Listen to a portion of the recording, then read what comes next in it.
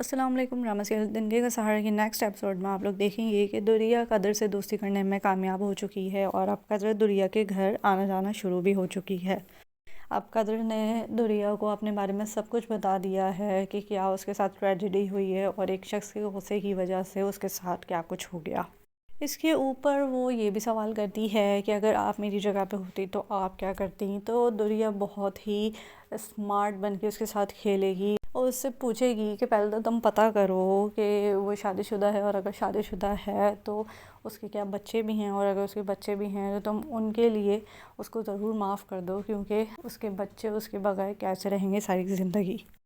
اور وہ قدر کو کچھ اس طرح سے بھی احساس دلانے کی کوشش کرے گی کہ تمہاری بھی تو ماں باپ نہیں ہے نا، تو تم خود سوچو کہ تمہیں آج کیسا لگتا ہے کہ وہ تمہارے ساتھ زندگی میں نہیں موجود ہیں، اور اگر اس شخص کے بھی بچے ہوئے تو کیا تم یہ چاہو گی کہ اس کے بچے بھی رل جائیں اپنے باپ کے بغیر۔ خیر، یہ سب قدر کو سمجھانے میں تھوڑا ٹائم لگے گا کیونکہ ابھی تو صرف دوستی شروع ہوئی ہے۔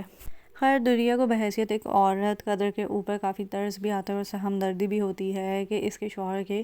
غصے کی وجہ سے یہ عورت کہاں کو پہنچ گئی ہے۔ وہ یہ ساری باتیں اپنے شوہر واسع اور عدیلہ باجی کو جا کے بتاتی ہے۔ واسع کو بھی قدر کے اوپر کافی ترس آتا ہے اور وہ چاہتا ہے کہ میری بہن اور میری بیوی جو ہیں وہ قدر کی کچھ نہ کچھ مدد ضرور کریں۔ اب کہیں یہ مدد جو واسع کرنے کا کہہ رہا ہے یہ ان کے اپنے ہی گلے نہ پڑ جائے اور معاملہ بگڑ جائے، کیونکہ ابھی تک قدر اور واسع وغیرہ کو نہیں پتہ ہے کہ حماد جو بزنس کرتا تھا کھانا پکانے کا وہ واسع ہی کمپنی میں کرتا تھا، اور نہ ہی واسع کو پتہ ہے کہ یہ سارا کام قدر کے گھر میں ہو رہا تھا اور قدر ہی اس بزنس کو چلا رہی تھی۔ دوسری جانب عدیلہ ابھی بھی بہت پریشان ہے اور وہ اپنے لائر سے پھر سے بات کرتی ہے کہ ہم کسی طرح سے اس لڑکی کو پیسے دے کے جو ہے وہ یہ کیس اپنے حق میں کر لیتے ہیں، لیکن لائر فوراً منع کر دیتا ہے اور کہتا ہے میں اس لڑکی کو جانتا ہوں اور وہ کبھی بھی اپنے شوہر کے خون کا سودا نہیں کرے گی اور نہ ہی کوئی رقم آپ سے لے گی۔ لیکن دریا نے اب قدر سے دوستی کر ہی لی ہے تو وہ ضرور کوئی نہ کوئی قدر کی مدد ضرور کرے گی، اور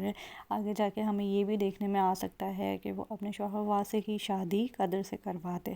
کیونکہ وہ قدر کو یہی سمجھانا چاہتی ہے۔ اور آج کی ایپیسوڈ میں قدر کی ساس نے بھی اسے یہی سمجھایا ہے کہ اس کی کوئی دشمنی نہیں تھی جس نے تمہارے شوہر کو مارا ہے، یہ صرف انجانے میں اس سے ہوا ہے، وہ کسی اور پہ گولی چلا رہا تھا